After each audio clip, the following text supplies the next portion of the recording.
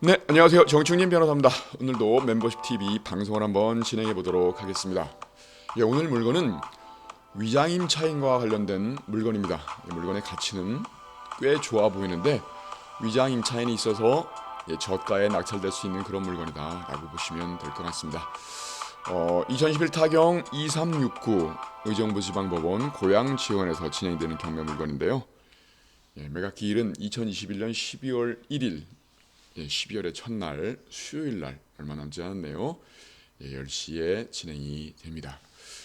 소재지는 경기도 고양시 덕양구 화정동의 달빛 마을 아파트이다. 이렇게 보시면 되겠고요. 그리고 건물 면적은 84.87제곱미터, 84.87제곱미터, 이 34평, 33평, 34평 정도 되는 것 같은데 30평대 아파트에는 두 가지 타입이 있습니다. 이 달빛 마을 아파트예요. 네, 이거는 A타입과 B타입 중 B타입 아파트이다. A타입이 보편적으로 선호도가 좀 높죠. 구조가 A타입이 조금 잘 빠진 그런 느낌을 주기 때문에 A타입이 선호도가 높은데 요거는 살짝 선호도가 떨어지는 B타입이다. 그렇지만 A타입, B타입으로 단순히 나누지 마시고요. 호불호가 갈릴 수 있으니까 현장에 가서 공인중개사들을 통해 가지고 선호도가 어떤 것이 높은지 다시 한번 확인해 볼 필요는 있겠습니다. 물론 실거래가를 기준으로 해서 조금 더 높게 팔리는 것들이 선호도가 높다라고 추정해 볼 수는 있겠죠. 그렇습니다. 그리고 지금 최저가는 감정가는 5억 8,500인데 최저가는 4억 950만 원이다. 이게 지금 과연 얼마에 낙찰될지 그런 부분들 한번 기대를 좀 해보겠는데요. 사진을 한번 보실까요? 뭐 숯불도 우거져 있고 나무 곳곳에 심어져 있고 괜찮네요. 느낌상으로는요. 뭔가 좀 잘 관리되고 있다 그런 느낌을 주는 아파트입니다. 위성 지도를 한번 보실까요? 예.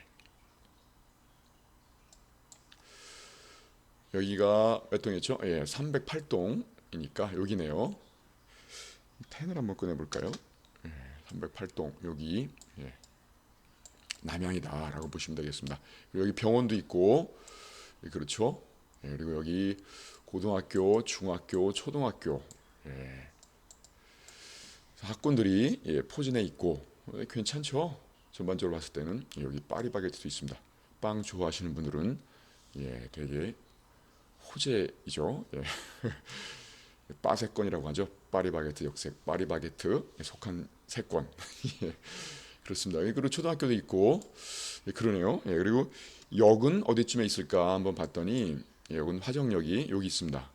조금 거리가 좀 멀어 보이긴 합니다만은 그래도 준여세관에 포함이 된다. 그리고 여기가 덕양구청입니다.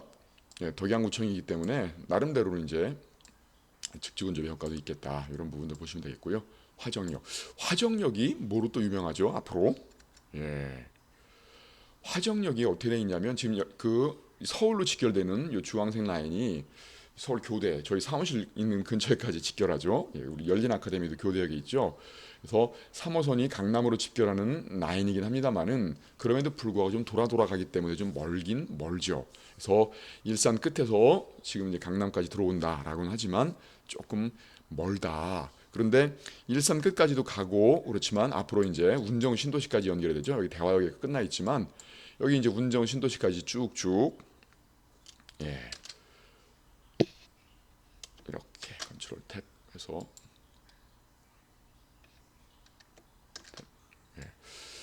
대화에 끊겨 있지만 쭉쭉 해가지고 여기 운정 신도시까지 간다 이렇게 보시면 되겠는데 일단은 기본적으로는요 그 여러분들 이제 그 창릉 신도시가 어디 있죠? 창릉 신도시가 이쯤에 생기죠. 여기 이쯤에 창릉 신도시 생기는데 창릉 신도시 생기면서 고양선이라는 새로운 그 고양시를 관통하는 새로운 지하철 계획이 발표가 됐죠. 그래서 여기 창릉 신도시인데 원칙적으로 따진다고 한다면 여기 이제 대곡역이 뭐로 또 유명하죠? 대곡역이 GTX 그 노선이지 않습니까? GTX 노선 중에 고양시를 관통하는 게 두 개 있었죠. 킨텍스하고 대곡역이었는데 실제로 하나가 더 늘었습니다. 그래서 창릉역 여기에 그 GTX A 노선에 역이 하나 생기죠. 창릉역이 하나 생깁니다. 그런데 이 창릉역이 생기는데 이 창릉역을 관통하는 또 하나의 역이 바로 고양선입니다.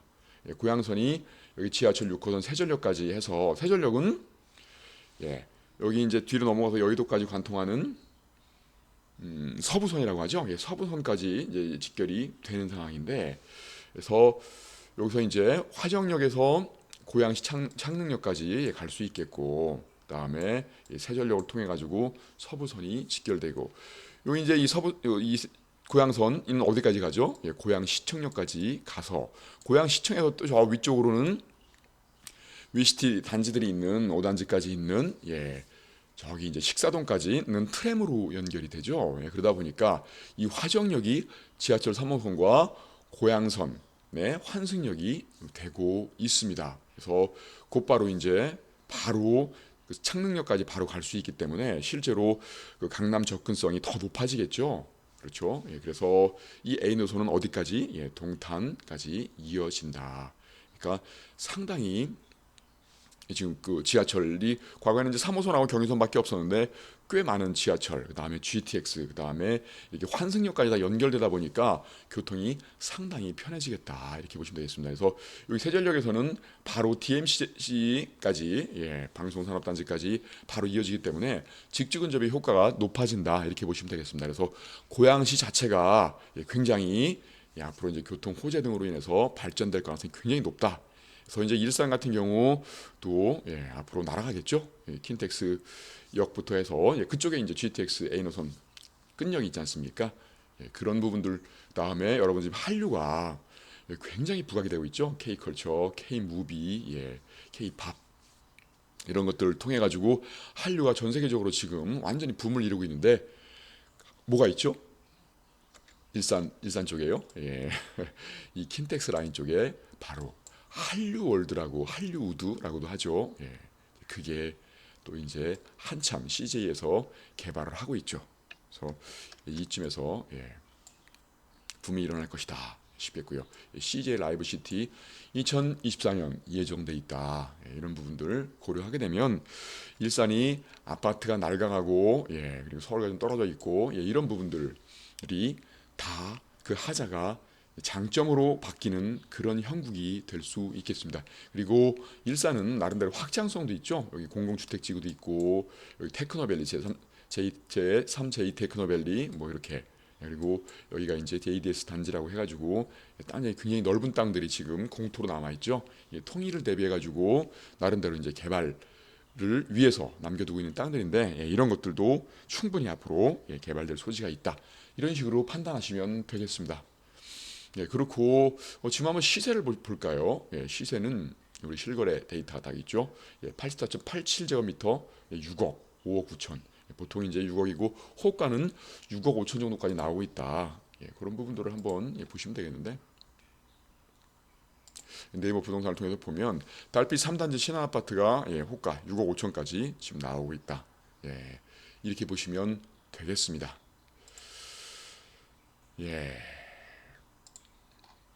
그렇게 되면 지금 6억 5천 단위가 4억 9백까지 떨어져 있는데, 물론 이제 높게 낙찰된다고 한다면 큰 의미는 없겠습니다만은 지금 요즘에 이제 거래 절벽으로 낙찰가가 좀 많이 떨어지는 분위기죠. 이럴 때에 미래를 전망할 수 있다고 한다면 이렇게 낮게, 경쟁 없이 낮게 낙찰을 받아가지고 수익을 좀 알차게 낼 수도 있겠죠. 그런데 이 물건은 또 문제가 또 뭐냐면 바로 물건 명세서를 한번 열어볼까요? 임차인 씨가 있는데 보증금이 7천만 원이고 월세가 이렇게 60만 원이다. 이렇게 이제 그 신고를 해놨습니다. 그런데 이거는 현황조사이고요. 권리신고, 계약서를 가지고 권리신고 한 것들을 보면 보증금이 6천만 원이고 월세가 없다고 돼 있습니다. 그리고 전입일자가 2015년인데 확정일자는 2018년. 이거 좀 이상하다라는 느낌이 좀 들죠. 현황조사와 그 권리신고를 할 때에 월세가 있는가 없는가, 이 차이도 물론 있겠습니다만은 권리신고라는 게 더 정확하겠죠. 현황조사라는 거는 집행관이 가가지고 이제 임차인을 만나보고 물어본 거죠. 얼마냐 그랬더니 보증금 7,060만 원이다라고 했는데 실제로 이제 계약서를 첨부해서 권리신고를 한 거는 월세가 없다. 여기서 우리는 뭘 느끼게 되냐면 이렇게 나름대로 좋은 아파트가 보증금이 7천만 원밖에 안 될 리가 없지 않겠는가. 예, 지금 전세 시세를 찾아봤더니 한 4억 5천 정도 하거든요. 3년 전이라고 치면은 최소한 4억 이상은 할 텐데 7천만 원이다. 이거 위장임 차인의 모습을 좀 갖고 있다. 사실은 월세가 60만 원이라고 한다 그러면 이 반전세구나 이렇게 돼가지고 오히려 이게 진정한 임차일 수도 있겠다 싶은데 계약서까지 첨부해서 내놓은 이렇게 나름대로 이제 배당 요구도 했지 않습니까? 배당 요구도 한 이 아파트가 나름대로는 배당 요구도 했다 그러면 권리 그 계약서를 제출했다는 얘기인데 그 계약서에는 월세가 있지 않다, 기재가 없다는 그런 내용이거든요. 이렇게 되면 문제가 좀 있어 보이죠. 그래서 이 위장임 차이 아닌가라고 생각을 해볼 수 있겠죠.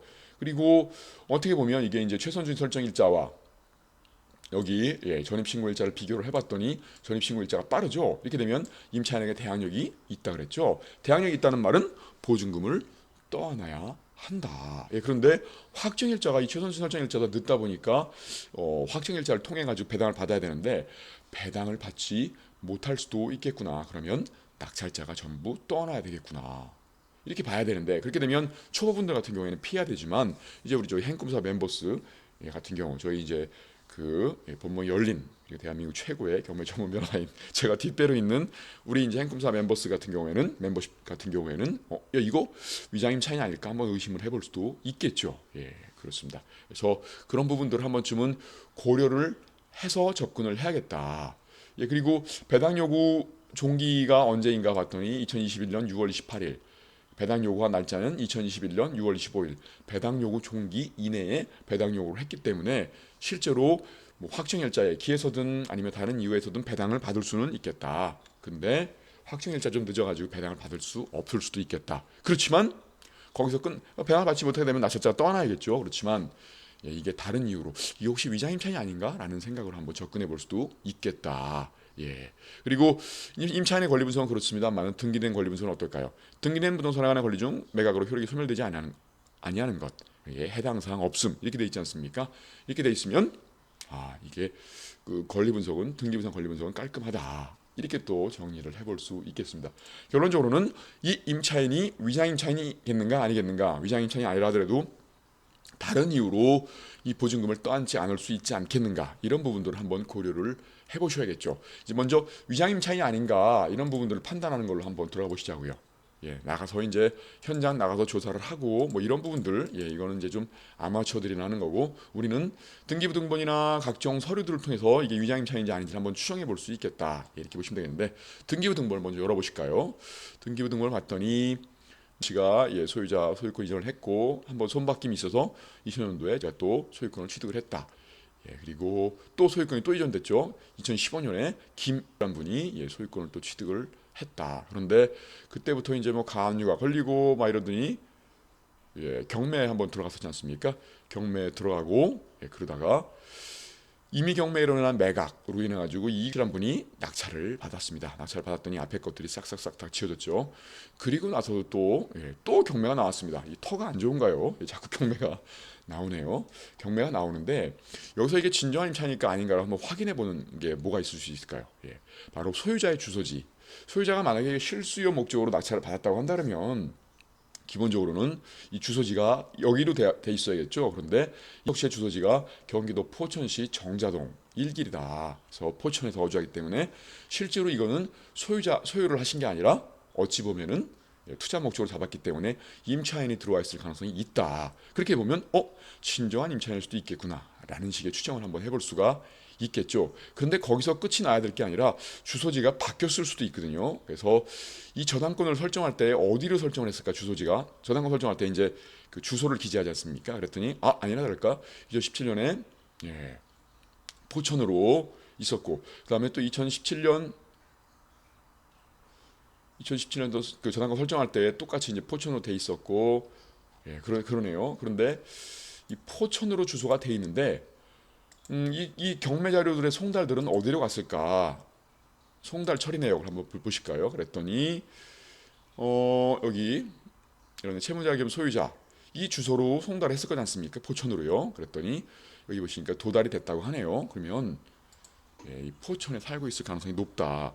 그러면 소유자가 포천에 살고 있으니까 임차인이 거주하는 가능성이 좀 높아지겠죠. 이렇게 되면 아까 봤을 때는 좀 이상했는데 그럼에도 불구하고 임차인이 살고 있겠구나라는 추정이 가능하겠죠. 그리고 이 법원 출소 내용이나 송달 처리 내용을 통해서 또 뭘 확인할 수 있냐면 임차인한테 이게 통지가 됐을까 보시죠. 임차인 여기 있네요. 임차인 통지서를 발송했는데 어디로 발송했을까요? 당연히 임차인이 주소지가 여기겠죠. 그러니까 임차인 통지서가 일로 발송되는데 바로 도달이 됐습니다. 그러면 아까 추정한 것처럼 소유자가 아닌 임차인이 살고 있구나 이렇게 추정을 해볼 수가 있겠죠. 갈수록 불리해져 가네요. 예. 그렇습니다만은 기본적으로는 전세 보증금이 너무 낮다. 그렇죠? 예. 월세가 있다고 한다는 모르겠지만 계약서상으로는 전세 보증금만 내고 살고 있다 이렇게 돼 있지 않습니까? 예. 그리고 아까 보셨죠? 전입일자와 확정일자가 다르죠. 예. 그러니까 전입신고를 한 때가 언젠가요? 예. 여기가 확정일자를 받은 때가 2018년 9월 27일인데 확정일자가 그죠? 예. 여기 이제 저당권이 설정된 거는 2017년에 저당권이 3개나 설정됐네요. 그렇죠? 삼성화재로부터 이영준 400, 그 다음에 개인적으로 수씨한테 돈을 빌려서 5,400, 그 다음에 이실한 사람한테 7천만 원. 거의 그래서 1억 2천 더하고 그러면 3억 8천 거의 4억 가까이 되는 돈이 이렇게 대출을 받으면서 아니면 돈을 빌리면서 저당권을 설정해 준 날이 이 확정일자가 그 이후에 확정일자를 받았단 말입니다. 그러니까 진정한 임차인은 아니겠구나 싶겠죠. 그리고 또 하나 또 추정해 볼 수 있는 게 뭐냐면 얘가 이 임차인 전입일자가 2015년 8월 27일입니다. 그런데 이 확실한 분 현재의 소유자가 이걸 낙찰받았다 그랬죠. 낙찰을 받은 시점이 언제인가요? 2017년 3월 24일입니다. 그렇게 되면 낙찰 받으면서 이 임차인은 소멸돼야겠죠. 그런데 소멸되지 않고 남아있다고 한다 그러면 좀 이상하죠. 근데 가능성이 있다 그러면 뭐겠죠? 바로 그 임차인하고 명도를 하지 않고 재계약을 체결했을 가능성이 있다. 이렇게 보시면 되겠습니다. 그렇게 되면 여러 가지가 지금 문제가 있을 수 있겠죠. 기존의 임차인은 대항력이 있었던 임차인인데 그 임차인하고 재계약을 했다라고 한다면 그 임차인이 과연 대항력을 유지할 수 있겠는가? 특히나 이제 이금석 씨가 낙찰을 받은 날짜가 2017년 3월 24일 잔금을 낼 날짜 이때랍니다. 그런데 이때 바로 이제 경락잔금 대출을 받아가지고 낙찰 받으면서 소유권을 취득하면서 곧바로 이렇게 저당권이 설정됐단 말입니다. 이렇게 됐을 때에 과거에 이 임차인과 재계약을 했다고 한다면 저 임차인이 법리적으로 대항력이 있겠는가 이런 부분들도 확인할 수 있어야겠죠. 그러니까 기본적으로는 위장임차인으로 추정이 됩니다만은 위장임차인으로 보이는 것은 추정이죠. 그래서 현장을 나가서 조사를 해보고 증거를 수집하고 그렇게 돼야겠습니다만은 우리는 이 서류상으로도 과연 저 낙찰자가 대항력이 있겠는가 없겠는가 이렇게 이제 확인을 해볼 필요가 있어야 되는데 그 힌트가 뭐냐면 기본적으로 이 임차인은 전 소유자와 계약을 체결했다가 새로운 소유자인 이금석 씨와 재계약을 한 것이다. 그런데 재계약을 할 때에는 이 임차인이 대항력이 있었지만 새로운 계약 일자를 기준으로 했을 때에는 어떻게 보면 이 보십시오. 2017년 소유권을 취득하면서 바로 이 저당권이 설정이 돼 있기 때문에 어떻게 보면 대항력이 없을 수도 있겠다. 법리상 이렇게 판단을 하는데 어떨까요, 여러분들? 전 소유자와의 임차인이었던 이 임차인이 그때는 대항력이 없었는데 재계약을 했다고 한다면 대항력이 생길까요?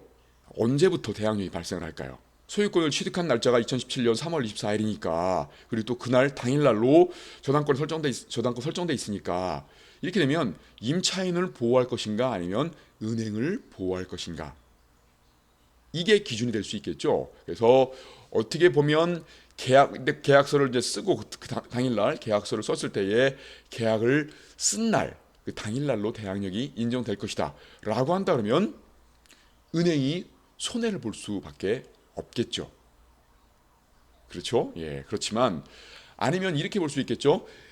그 전입신고를 한 때로부터 대항력이 인정되지는 않지 않습니까? 주택임대차보호법상 전입신고한 다음 날 0시부터 그렇죠? 그렇게 하는 이유들이 뭐냐면 그 당일날 그 대출을 해준 은행들을 보호하기 위한 그런 거란 말입니다. 은행이 대출을 해줄 때에는 이게 이제 전입신고가 된지 안 되는지를 확인할 수가 없으니까 그렇죠? 그랬을 때에는 일률적으로 다음 날 0시부터 대항력을 인정받도록 해서 대출을 해준 은행을 보호하는데 이것도 마찬가지지 않을까요? 설마 당일날로 임대차 계약을 체결을 했겠어? 이런 생각을 할 수 있겠죠. 그러다 보니까 그날 계약서를 썼다 하더라도 그 다음날 0시 이렇게 되면 2017년 3월 25일 0시부터 대항력을 인정받는다 라고 한다 그러면 실제로 이 김땡땡 씨는 대항력이 없을 수 있겠죠. 근데 이제 우리가 추정만 하지 말고 판례가 어떨까를 한번 찾아봐야 되는데 판례가 두 가지로 나누어져 있습니다. 이게 이제 기존에 있는 그 임차인하고 그 소유자하고 그 임대차 계약을 체결했다고 하면은 전입일자가 2015년 8월 27일이지 않습니까? 이렇게 되면은 전입일자를 기준으로 한다고 치면 당연히 대항력이 있죠. 그렇죠? 그래서 과거의 판례는 전입일자를 기준으로 해가지고 대항력이 있다. 그러니까 은행 같은 경우에도 이렇게 전입일자가 빠른 임차인이 있을 때에는 재계약을 했는지를 확인해 봐라 라는 전제하에서 은행을 보호하지 않고 대항력을 인정해 줬다. 과거의 판례가 그렇습니다. 그런데 얼마 전에 바뀐 얼마 전이라고 합니다만 그래도 몇 년 됐습니다. 그 바뀐 판례에 의할 때는 좀 이상하지 않은가? 이거를 과거에 이제 임차인이 있다 하더라도 그게 이제 이 낙찰과 동시에 소멸됐을 가능성이 있는데 재계약을 체결했다고 해서 과거의 전입일자를 기준으로 대항력을 인정해 준다고 한다면 또 은행에 치명적인 손해를 줄 수 있지 않겠는가. 지금 이것도 마찬가지죠. 손해를 줄 수 있겠죠. 당연히 이 임차인이 말소가 된다는 전제하에서 이 삼성화재는 대출을 이렇게 많이 해줬을 텐데 그렇죠. 그런데 보호를 받지 못한다. 대항력이 있어가지고 보호를 받지 못한다고 한다면 은행이 손해를 볼 수도 있지 않습니까? 그런 고려와 또 하나는 대법원 판례의 취지는 이런 거였죠. 이금석 씨가 만약에 이제 낙찰을 받고 나서 소유권을 취득하기 전에 임대차 계약을 체결했다고 치자고요. 내가 소유권을 취득하게 되면 그날로 인해서 당신은 대항력을 인정받는 걸로 합시다라고 했다고 하더라도 잔금을 내기 전에 계약을 체결했다라고 한다면 그거는 최고가 매수인의 지위에서 그냥 장차 내가 소유권을 취득하게 되면 잔금을 내게 되면 소유자가 되면 그 임대차 계약을 체결하는 걸 하자라고 계약을 체결한 거기 때문에 그 계약의 효력이 최고가 매수인의 지위에서 한 거에 불과한 그 계약서가 과연 언제 효력을 발생할 것인가? 그거는 전입 신고한 다음 날 0시부터 소유권을 취득하는 것처럼 보이듯이 그것도 잔금을 낸 날 이제 그 계약의 효력이 생겨서 다음 날 0시부터 효력이 발생해야 되지 않겠는가? 그래서 대항력이 없다라고 하는 게 최근 판례입니다. 그런데 과거의 판례가 대항력을 인정할 수 있다는 판례가 변경이 된 게 아니고 그대로 존치하고 있거든요. 원래는 이렇게 반대되는 판례가 있으면 과거 판례가 폐기되면서 새로운 판례가 전원합의체 판결로 과거의 판결을 폐기한다. 이렇게 이제 그 판결문을 써줘야 되는 상황인데 그렇게 쓰질 않고 이 병행이 돼 있다 보니까 두 가지가 같이 살아 있습니다. 그래도 조금은 위험하죠. 어떤 판례를 적용하느냐에 따라 달라지는 거니까 제가 봤을 때는 최신 판례가 적용돼야 되는 게 맞습니다만은 아직까지는 과거의 판례가 폐기되고 있지 않기 때문에 신중할 필요는 있겠다. 그렇습니다만은 이게 위장임차이라는 추정이 되고 있고 또 하나 최신 판례에 의할 때는 대항력이 인정 안 된다. 또 이렇게 되다 보니까 야 이거 그냥 낙찰 받아도 될 수 있겠구나라고 생각할 수도 있겠죠. 그리고 또 하나는 여기까지 보지 마시고 제가 좀 감기에 걸려가지고 목이 잠기는 소리가 나서 좀 죄송합니다. 아침부터 원래는 꾀꼬리 같은 목소리였는데 농담입니다. 아무튼 그런데 또 하나 본다고 치면 이게 전입일자가 2015년 8월 27일이어서 대항력이 있다는 전제에서 한번 접근을 해본다고 한다면 배당 요구를 확정일자를 받은 게 2018년 이니까 이 확정일자를 통해서는 배당받을 수 없을까 한번 생각을 한번 해봐야겠죠. 그렇죠? 그런데 여기 보시면 2억 6,400 그다음에 5,400 그다음에 그 7천짜리 저당권이 있다 보니까 실제로는 한 4억 정도, 한 3억 9천 정도가 선순위 저당권이 있다 보니까 먼저 배당이 되겠죠. 그쪽이. 그런데 그리고 또 이제 뭐가 있냐면 이게 선순위지만 뒤에 것들 2017년 11월 15일 날 있던 신용보증기금은 가압류지 않습니까? 가압류라고 한다 그러면 이 확정일자랑 비교해 봤을 때 이게 가압류가 선순위일까요? 그렇지가 않죠. 이 확정일자는 마치 저당권처럼 취급해가지고 안분 배당을 하죠. 안분 배당이라는 거는 금액에 따라서 그 금액이 클수록 그 비율로 더 많이 배당을 해주지만 그럼에도 불구하고 선순위가 아니라 같이 나눠서 배당을 한다. 또 하나 빠른 건 뭐가 있죠? 2018년 4월 18일이니까 일단은 1억짜리 와도 또 안분 배당을 하게 되죠. 그래서 2018년 10월 11일 이거는 우리보다 늦죠. 요 세금에 기한 압류는 우리보다 늦지만 그럼에도 불구하고 세금이 이 압류를 기준으로 하지는 않죠. 세금은 성립일자, 이걸 법정기일이라고 하죠. 법정기일에 따라 틀려질 수 있기 때문에 이 세금하고도 또 이제 안분 배당을 하거나 아니면 세금이 면제 배당될 수도 있겠다. 그런 부분들을 고려해 볼 수 있겠죠. 여기 이제 국민건강공단이나 고양시 덕양구에 이런 것들은 되게 작은 금액이 작겠죠. 그다음에 요 우리카드 요 뒤에 것들은 우리보다 늦기 때문에 실질적으로는 앞에 것들만 신경 쓰면 되는데 이 앞에 것들의 총 합이 꽤 크죠. 이 가압류 같은 경우에는 어찌 보면 이자까지도 다 청구할 수가 있기 때문에 꽤 크다. 안분 배당을 해도 얼마 받지 못할 수도 있겠다. 우리 금액은 7천만 원에 불과한 거니까요. 예, 그렇습니다만은 이 낙찰가가 높으면 실제로 여기가 지금 4억이라고 치지만 선생님 4억이라고 치지만 이 채권 최고액은 삼성화재의 채권 최고액이 대부분들 뭐 120%, 130% 설정을 해놓지 않습니까? 그래서 실제로 대출액은 한 2억 정도일 수밖에 없겠다. 이렇게 되면 실제로 전반적으로 다 더하면 한 3억 한 2천밖에 안 되거든요. 3억 2천이 선순위 배당되고 나머지 금액들은 안분 배당되고 그렇다 한다면 우리 보증금이 꽤 배당될 수도 있겠다. 그렇게 되면 또 하나의 금액이 줄어드는 거겠죠. 이렇게도 한번 생각을 해볼 수 있어야 되고 또 하나는 보증금 액수가 너무 작다. 이렇게 되면 뭘 고려해 볼까요? 바로 소액 보증금에 해당되지 않을까라고 한번 고려를 해보는 거죠. 우리는 여기 이제 행꿈사 옥션은 이게 소액 보증금에 해당되는지 안 되는지를 이렇게 확인할 수 있도록 해놨습니다. 소액 보증금에 해당하는 기준일이 뭘까요? 바로 경매 개시를 기준으로 할까요? 경매 개시된 시점에서의 그 소액 보증금 액수로 기준을 할까요? 그렇지가 않죠. 여기 딱 편하게 알기 쉽게 써놨듯이 담보물권 설정일. 담보물권 설정일이 뭐죠? 저당권 설정일이겠죠. 저당권 설정일을 기준으로 해놨죠. 아까 저당권이 언제 설정됐죠? 2017년에 설정됐습니다. 그렇게 되면 2017년 한번 보시면 여기 있네요.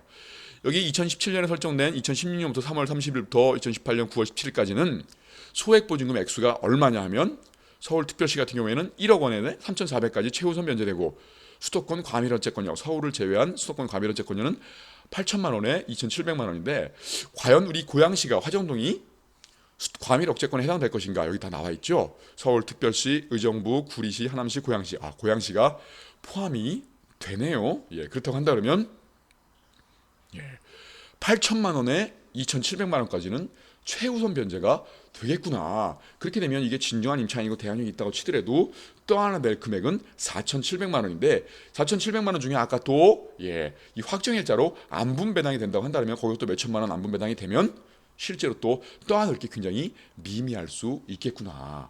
게다가 또 하나 상상력을 발휘할 거는 저게 월세가 비록 계약서는 없다고 하지만 월세를 지급하기로 약정했다 그러면은 보통 경매에 들어가게 되면 또 월세를 안 내거든요. 그죠? 60만 원씩. 그럼 1년 동안 경매 진행되는데 뭐 안 냈다라고 치자고요. 만약에 이렇게 되면 한 600만 원 정도는 또 감액이 될 수 있겠구나. 자, 보십시오.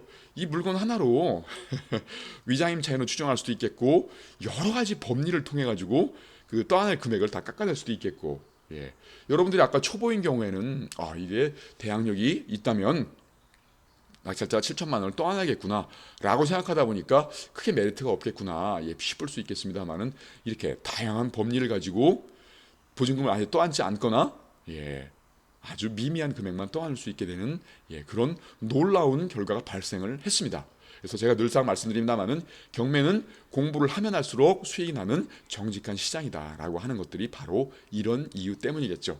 어떠신가요, 여러분들? 하나의 물건 가지고도 경매 초보와 고수, 중수들이 보는 관점들이 이렇게 틀려질 수 있다. 그러니까 경매 공부를 앞으로 열심히 해야겠다라는 그런 생각들이 드시죠? 저희 행꿈사 멤버십 방송과 함께 공부를 많이 하시면 좋겠습니다. 그런데 여기서 아쉬운 말씀을 드려야 될 게 뭐냐면 제가 주말에 좀 쉬고 싶은데 이 방송을 좀 하느라고 좀 많이 신경을 쓰다 보니까 몸이 좀 많이 축나는 것 같은 느낌이 들어서 이 행꿈사 멤버십 TV는 여러분과 계속 오래도록 이 좋은 내용들을 알려드리고 싶었습니다만은 12월을 끝으로 마감을 하도록 하겠습니다. 그래서 방송을 개편해가지고 멤버십 TV는 12월까지만 방송을 하도록 할 것이니까 여러분들 앞으로 12월 달부터는 다시 한번 이렇게 신청을 하지 않으셔도 되겠습니다.